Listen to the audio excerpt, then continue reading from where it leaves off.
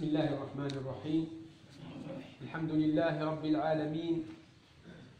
الحمد لله الذي هدانا لهذا وما كنا لنهتدي لولا أن هدانا الله، وأشهد أن لا إله إلا الله وحده لا شريك له، وأشهد أن سيدنا محمدا عبده ورسوله وصفيه وخليله، بلغ الرسالة وأدى الأمانة ونصح الأمة وكشف الغمة ومحى الظلمة، وتركنا على محجة بيضاء ليلها كنهارها لا يزيغ عنها إلا هالك. ثم أما بعد، أيها الإخوة المؤمنون، يقول الله تعالى في محكم تنزيله في سورة الحجرات بعد أن أعوذ بالله من الشيطان الرجيم: بسم الله الرحمن الرحيم، إنما المؤمنون إخوة فأصلحوا بين أخويكم واتقوا الله لعلكم ترحمون. يا أيها الذين آمنوا لا يسخر قوم من قوم عسى أن يكونوا خيرا منهم، ولا نساء من نساء عسى أن يكن خيرا منهن، ولا تلمزوا أنفسكم ولا تنابزوا بالألقاب، بئس الاسم الفسوق بعد الإيمان، ومن لم يتب فأولئك هم الظالمون. يا أيها الذين آمنوا اجتنبوا كثيرا من الظن إن بعض الظن إثم، ولا تجسسوا ولا يغتب بعضكم بعضا، أيحب أحدكم أن يأكل لحم أخيه ميتا فكرهتموه، واتقوا الله إن الله تواب رحيم. لازلنا أيها الإخوة مع سورة الحجرات، هذه السورة العظيمة التي جاءت لتربي الأمة الإسلامية أفرادا وجماعات. جاءت لمن؟ جاءت للصحابة، جاءت لتربي الصحابة، وهي كذلك هنا لتربينا نحن. لماذا؟ قلت لكم هذه السورة نزلت في المدينة، وفي المدينة الصحابة كانت عندهم تربية عالية، رباهم رسول الله في مكة 13 سنة، كانوا قمة في الأخلاق، قمة في الأدب، قمة في الفداء، قمة في التضحية، قمة في الصبر، قمة في العطاء، قمة في التضامن الاجتماعي والاقتصادي وكل أنواع التضامن. طيب، إذا كانوا هكذا، لماذا نزلت هذه السورة التي سماها العلماء سورة الأخلاق؟ قال نزلت لتؤكد على التربية، ولأيضا تحذرهم من بعض المساوئ الشخصية والاجتماعية كي لا يقعوا فيها، وهي لنا أيضا لأن كثيرا من المسلمين فيهم مساوئ مثل الجبال، مساوئ لا يغفرها الله تعالى، ومساوئ يمكن أن تؤدي هذه المساوئ من هؤلاء الأشخاص إلى إفساد الجماعة المسلمة، إلى إفساد الأمة الإسلامية. ولذلك جاءت هذه السورة لتعالجها حتى لا يبقى للناس على الله حجة يوم لا ينفع مال ولا بنون إلا من أتى الله بقلب سليم. Chers frères et chères sœurs, cette sourate a été donnée pendant la période médinoise aux gens les plus éduqués au monde, les gens les plus élevés au monde, car les compagnons du prophète qui étaient à Médine avaient subi un développement personnel très développé pendant 13 années successives, pendant toute la période mécoise. Le prophète leur a appris tout ce qui fait d'un homme sans éducation un maître dans l'éducation. La patience, le partage, l'amour du prochain, l'amour fraternel entre musulmans et la foi en un Dieu unique qui donne une forme d'émanation pour l'unité de la Ummah. Tout cela a été donné, a été la base de l'éducation et du développement personnel, individuel et sociétal dans la période mécoise, et le prophète était le maître éducateur de cette période très mouvementée, cette période très difficile et très dure. Il a réussi à éduquer Sahaba, les compagnons du prophète, qui atteignent à peu près 3000, 4000 personnes. Il a réussi à les bien éduquer pour partir après dans un autre lieu pour assumer une autre catégorie de responsabilité que cette sourate nous révèle. Donc cette sourate, chers frères et chères sœurs, elle est donnée aux premiers compagnons justement pour confirmer cette éducation qu'ils ont subie, qu'ils ont eue pendant 13 années, mais qui va leur montrer des défauts dans l'être humain qu'il faut absolument éviter pour qu'il y ait une évolution éducative au niveau individuel et au niveau collectif dans la communauté musulmane. Aujourd'hui, nous allons expliquer tout simplement ce qui nous reste de cette sourate. Cette sourate, elle est très importante, chers frères, parce qu'elle parle des appartements. Et les gens qui habitent dans les appartements, elle parle de la société, et les gens qui fondent la société, elle parle de la famille, et les gens qui font partie de la famille, elle parle des individus, mais des individus, pas n'importe lequel, des individus croyants qui se sentent responsables vis-à-vis du malheur du monde entier, parce qu'un croyant, quand il voit un mal atteindre quelqu'un, où que ce soit, où qu'il soit, eh bien, il ne peut pas dormir tranquillement la nuit. Innamal mu'minuna ikhwa. Regardez, cette sourate nous dit, dans ce verset-là, le verset 10 de cette sourate nous dit, les croyants ne peuvent être que des frères, que des vrais frères. Innama, préposition d'exclusion, de fixation, d'enseignement. Les croyants, innamal mu'minun. Regardez bien, il n'a pas dit muslimoun, parce que l'islam, c'est pas l'iman, mes chers frères. Un musulman, il peut être mauvais, mais un vrai mu'min, non, il ne peut pas être mauvais, parce qu'il a la foi en Allah, en ses anges, en ses messagers, au jour du jugement dernier, au jour et au destin imparti entre le bien et le mal. Un musulman, il peut être soumis par l'apparence, mais il peut être soumis par le paraître, mais pas par l'être. Il peut être soumis par l'apparence, mais pas par la substance qui est le cœur, l'âme et l'esprit.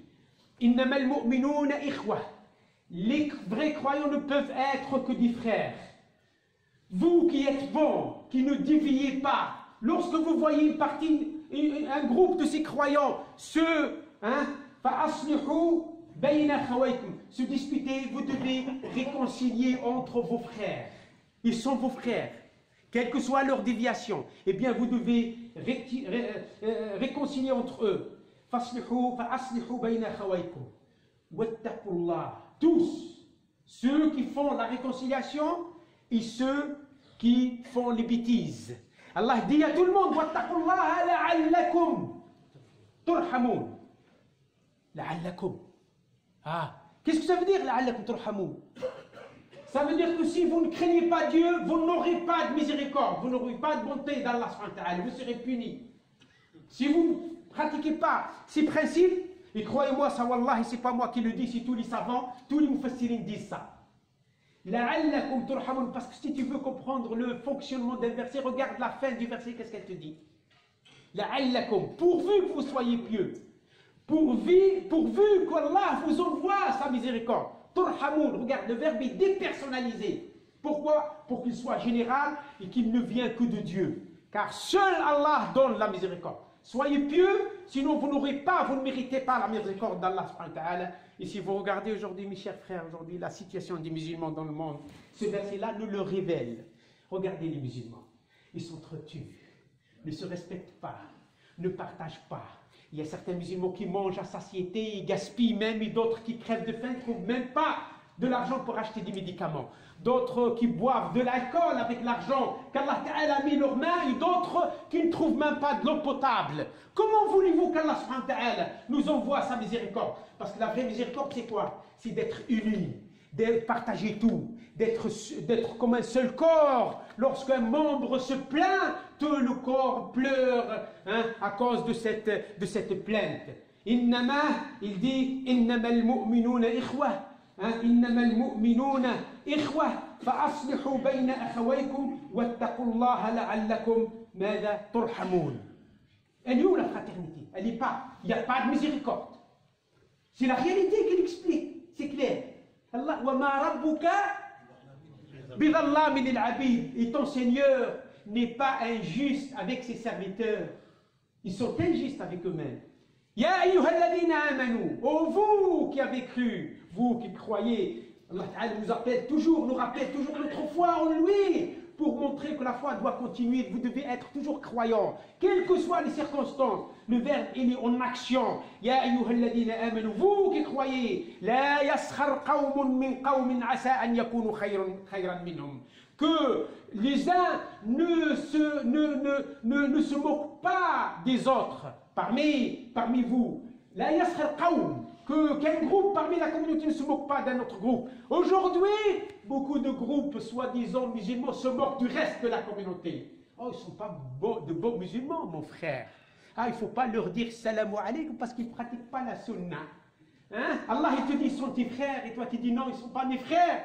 Allah Ta'ala te dit, et toute cette communauté, malgré les défauts qu'elle contient, et ma communauté, je suis votre Seigneur, adorez-moi dans la sourate la vache. Et toi, tu dis non, non, ils ne sont pas des bons musulmans, ce n'est pas notre Ummah, ils sont égarés. Il est où l'islam? Comment veux-tu qu'Allah nous envoie sa miséricorde, chers frères, chères sœurs? La Ummah, elle subit ce qu'elle subit à cause de son propre comportement. La Ummah, elle subit ses épreuves, ses guerres, ses problèmes, cette division, cette faiblesse, cette décadence, eh bien à cause de son propre comportement, son éloignement du Coran. Le jour où elle revient au Coran, il y a le comprend, elle le lit en groupe, il y a le pratique, Allah Ta'ala, il revient avec sa miséricorde pour nous envelopper tous. Lisez le Coran, il nous parle, comme s'il vient d'être révélé. C'est pour ça que le prophète dit, écoutez, vous voulez ne pas vous perdre, vous voulez ne pas être égaré. Je vous ai laissé deux choses, Kitab Allah wa Sunnati, le Coran et ma Sunna. Ne suivez pas flaine ou flaine. Le Coran et ma Sunna, vous ne serez jamais égarés. Nous avons abandonné le Coran, et nous avons abandonné la Sunna, et nous avons suivi tel et tel et tel et tel, et regardez la situation de la Ummah. Malheureusement. Ça, la situation de la Ummah dans le monde entier, ce n'est pas le résultat de l'obéissance au Coran. Hasha, hasha lillah. C'est le résultat de la division et de l'éloignement du Coran. Ya ayyuhalladhina amanu, qu'aucun groupe parmi vous nous se moque d'un autre groupe. Peut-être que ceux de qui on se moque sont meilleurs que ceux qui se moquent, que les moqueurs. Asa an yakunu khayran minhum. Qui te dit? Tu te moques de quelqu'un, peut-être qu'il est mieux que toi. On a plein d'exemples dans l'islam. Je n'ai pas le temps autrement, je vous donne des détails. Asa an yakunu khayran minhum. Wala nisa, pour que les femmes nous disent, voilà, Allah toujours il parle aux hommes. Donc ce Coran, c'est un Coran machiste, masculin. Il parle que des hommes. Non, Allah ne vous a pas oublié, mes chères sœurs. Regardez. وَلَا نِسَاءٌ مِّن نِسَاءٍ عَسَىٰ أَن يَكُنَّ خَيْرًا مِّنْهُنَّ. Et qu'aucun groupe parmi les femmes ne se moque, n'a le droit de se moquer d'un autre groupe parmi les femmes. Peut-être que ce groupe duquel on se moque est meilleur que les moqueurs, les moqueuses, si j'ose dire. Et là, Allah adresse la parole à tout le monde. وَلَا تَلْمِزُوا أَنفُسَكُمْ. Ne dites pas du mal les uns contre les autres. Ne dites pas de mal. Aucun mal, tu n'as le droit de dire du mal sur personne parmi ta communauté musulmane, tes frères. وَلَا تَنَابَزُوا بِالْأَلْقَابِ. Et ne vous insultez pas par les noms. Et c'est ça notre situation. Vous voyez le dictionnaire des gros mots que les musulmans utilisent. Dramatique. Un dictionnaire incroyable, il n'a jamais existé dans notre histoire. Exactement le contraire du verset. La ilaha illallah. Comment veux-tu qu'Allah nous donne la rahma? Allah nous dit, ne vous moquez pas les uns des autres, on se moque les uns des autres. Ne vous dites pas du mal les uns des autres, on dit du mal, on fait que ça, même dans les mosquées, les uns des autres. Les hommes et les femmes, et oui, les hommes et les femmes. Ne vous insultez pas mutuellement, on s'insulte mutuellement. La ilaha illallah. Allah nous dit tout simplement, بئس الاسم الفسوق بعد الإيمان. بئس الاسم الفسوق بعد الإيمان. C'est grave qu'Allah te donne la foi et tu deviens un fasq en abandonnant la foi. بئس الاسم الفسوق بعد الإيمان. C'est-à-dire que si Allah Ta'ala a fait de toi un croyant et tu deviens un insultateur, un menteur, un diffamateur, les versets qui énumèrent 4 ou 6 caractéristiques, eh bien, tu deviens un fasiq. Bismil ismul fusouq ba'da al-iman. Tu deviens un fasiq.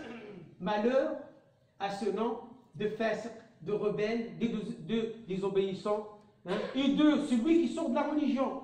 Ba'd al-iman. Parce que là, le fasiq, c'est celui qui est sorti de la foi. Wa man lam yatub. Et celui qui écoute cette parole, il ne fait pas le repentir immédiatement, qu'est-ce qu'il dit Allah Ta'ala? Fa'ulaika humu zalimun. Ceux-là, hein, ce sont les vrais injustes. Et les injustes, ils iront où? En enfer. Hein? En enfer. Et les injustes, ils sont comment avec Dieu? Allah dit La yuhibbu al-zalimin. Allah n'aime pas les injustes. Maintenant, si tu ne fais pas le repentir, tu es un injuste et Allah te déteste. Il ne t'aime pas. Vous voyez cette éducation, comment elle est explicite, et simple et facile. Mais malheureusement, les gens ne suivent pas parce qu'ils ne lisent pas. Et quand ils lisent, ils n'essaient pas de réfléchir. Et quand ils réfléchissent, ils n'essaient pas de méditer. Quand ils méditent, ils comprennent, ils ne mettent pas en pratique ce qu'ils ont compris. Et c'est dramatique, c'est grave. Ya ayyuhalladhina amanu, ijtanibu kathiran min adh-dhann. Pire encore. Là, Allah subhanahu wa ta'ala, il a parlé, il a énuméré ses qualités mauvaises, hein, la diffamation, le mensonge, hein, les accusations gratuites, la moquerie, etc., les insultes. Il va plus profond, au plus profond de l'être humain. Allah, il veut nous purifier, chers frères et chers frères. Allah nous aime tellement qu'il ne veut pas qu'on commette des choses qui nous ramènent droit en enfer. Il va même dans nos cœurs, dans nos esprits, dans nos pensées. Il dit Ya ayyuhalladhina amanu ijtanibu kathiran min adh-dhanni inna ba'da adh-dhanni ithm. Oh, vous qui croyez, évitez de douter, de soupçonner les gens. Car beaucoup de soupçons, ce n'est qu'un péché. Vous voyez, donc même soupçonner quelqu'un, tu n'as pas le droit. Soupçonner, c'est une pensée mauvaise envers quelqu'un, dont tu n'es pas sûr s'il est vraiment sujet de soupçon ou non. Tout le monde est innocent jusqu'à preuve contraire. Dans la justice, c'est comme ça. On n'a le droit de juger personne avant de prouver sa culpabilité. C'est pour ça qu'on dit présumé coupable. Dans l'islam, ça, il l'a institué comme il y a 14 siècles. C'est dans le Coran. Tu n'as même pas le droit de soupçonner quelqu'un, de douter de quelqu'un. Il l'a dit, et si tu doutes, il t'a pas de preuve. Là, il dit, Inna ba'da dhanni ithm. Zid. وَلَا تَجَسَّسُوا. Tout le monde, hommes et femmes. وَلَا تَجَسَّسُوا. Et ne vous espionnez pas mutuellement. Je vous donne un exemple criant qui montre que nous ne respectons pas le verset. Aujourd'hui, les hommes espionnent leurs femmes et les femmes espionnent leurs hommes. Comment? Dès que sa femme rentre du boulot, il prend son sac et son téléphone portable et commence à fouiner, à chercher. Pareil. Dès que son mari rentre, il va dans la salle de bain, hop, elle va chercher dans ses poches. Regarde son téléphone, il a contacté qui? Ça, c'est tajassus. Wallahi yahrum la yajouz. Ça, c'est de l'espionnage. L'espionnage, c'est pas aller faire, je sais pas, rentrer dans le KGB ou le Mossad ou le CIA et espionner les gens. Non, c'est chez nous. On a déjà le Mossad ou le KGB ou le renseignement généraux chez nous. Alors, évitons ça. C'est pas une qualité d'un croyant, un vrai musulman. Wala tajassasu. Tous. Vous avez la foi. La foi s'oppose à l'espionnage. Même ta fille ou ton fils, tu n'as pas le droit de les espionner. Pourquoi? Parce que tu es obligé de les éduquer. Éduque-les bien et laisse-les tranquilles. S'ils font une bêtise après les avoir bien éduqués, c'est leur problème. Allah Ta'ala va les punir. Tu n'es plus responsable. Ta femme également. Montrez-moi un seul hadith où Allah Ta'ala, où le prophète dit, attention, quand vous serez devant Dieu, Yom al-Qiyamah, il va demander la première des choses. Pourquoi ta femme a fait des bêtises? Avez-vous vu un hadith comme ça? Rien, ça n'existe pas. Pourquoi tu te tourmentes pour quelqu'un sur lequel Allah ne te posera jamais de questions? Occupe-toi de toi-même, Ri. Occupe-toi de ton propre éducation. Pourquoi tu espionnes ta femme? Sachant que Yom al-Qiyamah, elle ne te dit pas, elle a fait une bêtise, tu dois payer à sa place. Non, pas du tout. Parce que tu es innocent, laisse-la. Tu l'as épousée en lui faisant confiance. Pourquoi tu l'espionnes après? C'est paradoxal, non? D'autant plus lorsqu'elle est musulmane, elle est croyante. La foi est à l'opposé de la crise de confiance. Donc, qu'aucune femme n'espionne son mari, ni dans son téléphone portable, ni dans ses poches, ni dans son sac, ni dans son ordinateur, et vice-versa. Et même l'homme n'a pas le droit de regarder dans son sac, son téléphone portable et son ordinateur, sauf avec une autorisation mutuelle. Et croyez-moi, le jour où l'homme demande à sa femme son mot de passe, et la femme demande à son mari le mot de passe, ça va finir mal. Ça veut dire qu'il y a une crise de confiance. Tu ne lui fais pas confiance et elle ne te fait pas confiance. Il vaut mieux divorcer. Et oui, parce que vous allez chercher la petite bête. Ah, je vous donne un autre exemple. Tu me dis, oui, mais Cheikh, là, c'est un peu utopique, ça. Mais regardez l'exemple. Le prophète, sallallahu alayhi wa sallam, nous dit, hadith sahih dans le Bukhari Muslim, nous dit, celui qui poursuivra un musulman ou une musulmane en cherchant ses défauts, il les trouvera, il les divulguera, Allah Ta'ala le poursuivra, il sortira ses défauts, il les divulguera, même s'il rentrera dans le ventre de sa mère. Qu'en dites-vous? C'est bien l'espionnage? C'est ça l'islam? Hadith pour le Coran, clair. Si les musulmans arrêtent de s'espionner mutuellement, surtout dans les couples, ils suivent ce verset-là, Wallah, il n'y aura pas de divorce. Il n'y aura pas de divorce. Aujourd'hui, la majorité des divorces, c'est une crise de confiance. Moi, je rencontre plein de femmes et d'hommes qui viennent ici, même dans la mosquée. Ou ils me téléphonent, ou je les rencontre ailleurs. Le problème, c'est une crise de confiance. Allez, parce que, comme ils manquent tous les deux de la foi, ils n'ont pas un projet divin entre eux qui les réunit, c'est pas Dieu qui les réunit, parce que quand tu aimes Dieu, ta femme aime Dieu, et toi tu aimes Allah, et elle aime Allah, vous avez un projet d'amour ensemble vis-à-vis de Dieu, d'ibada. Allah Ta'ala, il va faire en sorte de préserver le couple. Car Allah subhanahu wa ta'ala nous dit dans la sourate Ar-Rum, وَمِنْ آيَاتِهِ أَنْ جَعَلَ لَكُم مِّنْ أَنفُسِكُمْ أَزْوَاجًا لِتَسْكُنُوا إِلَيْهَا وَجَعَلَ بَيْنَكُمْ مَوَدَّةً وَرَحْمَةً. C'est lui qui a mis Rahma, donc il va s'occuper de vos cœurs. Occupez-vous de votre adoration d'Allah, adorez Allah ensemble, soyez toujours présents ensemble, répondez à l'appel d'Allah ensemble, priez ensemble, faites le bien ensemble. Il est ici le problème de l'espionnage, Allah s'occupera de tout, il va mettre la miséricorde, l'affection et la quiétude dans le couple. Faites ça pour Dieu, il fera de multiples choses pour toi. Donc le prophète dit, celui qui espionne quelqu'un, Allah l'espionnera, il sortira ses défauts, il le divulguera publiquement, même s'il rentre dans le ventre de sa mère. Donc tu n'as pas le droit d'espionner ta femme, mon frère. Les jeunes couples là qui se marient, voilà, il prend sa femme comme une concurrente et commence à l'espionner. Et elle, pareil, c'est pas bon. C'est pas bon. C'est le Coran qui nous dit, c'est pas moi, je n'ai rien dit. J'ai fait seulement une lecture à partir des exégèses. Il faut absolument lire le Coran, le réfléchir, le méditer, le pratiquer. Je termine par ça, parce qu'on n'a pas le temps. La tajassasu. Ne vous espionnez pas mutuellement, homme, femme, enfant, parents, etc. etc. Que personne ne critique l'autre, que ce soit en sa présence ou son absence. Généralement, le ghaiba, c'est lorsqu'il s'absente, tu le critiques. Que lui dire, franchement, même s'il a fait un défaut, que ce soit ta femme, ton fils, ta fille, ton voisin, ton oncle, ton père, ta mère, ton entourage, ton ami, ton collègue, etc. Au lieu de lui dire directement, tu vas le laisser partir et tu lui fais la ghaiba. La ghaiba, c'est de le critiquer en son absence. À tort ou à raison, même à raison. Le prophète a dit, même à raison, tu n'as pas le droit de le critiquer. Allahu Akbar. Dis-lui, si c'est vrai, dis-lui. Comme ça, il n'y aura pas de crise de manque de confiance. Regardez Allah, cette image qui l'arrache à notre quotidien pour nous montrer que ce qu'on fait est grave. Il dit أَيُحِبُّ أَحَدُكُمْ أَنْ يَأْكُلَ لَحْمَ أَخِيهِ مَيْتًا فَكَرِهْتُمُوهُ. C'est-à-dire, il fait une analogie théologique.